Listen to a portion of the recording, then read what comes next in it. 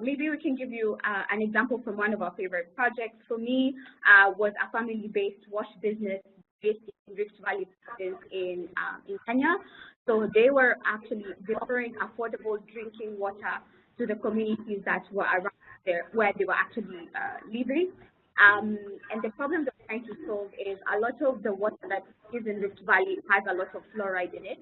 And so when kids grow up, the only water that's available to you is the one that has a lot of chlorine. And so your teeth become brown as you grow up. And so it hits close to home because I lived in Rift Valley with my family for about 10 years. My brother was born there. And so he actually grew up with brown teeth that I didn't have. So when we came across this business, it was very exciting to see them solving a problem that I could identify with. So we supported the business to actually prepare for investment, develop a strategy on how to sustainably scale this water distribution model, and we helped them raise capital from a European wash investor.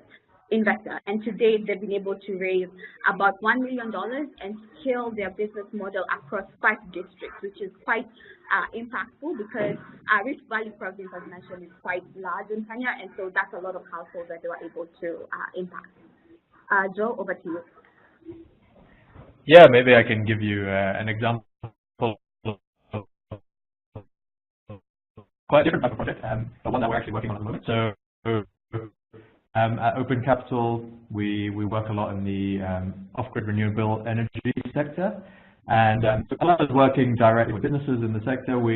In Uganda at the moment, we are managing something called the Uganda Off-Grid Energy Market Accelerator. So we're essentially set up with the support of Shell Foundation and DFID, a neutral body to kind of coordinate both government, off-grid renewable energy companies and investors to try and accelerate growth in it. We work with directly with off-grid energy companies to pilot new products.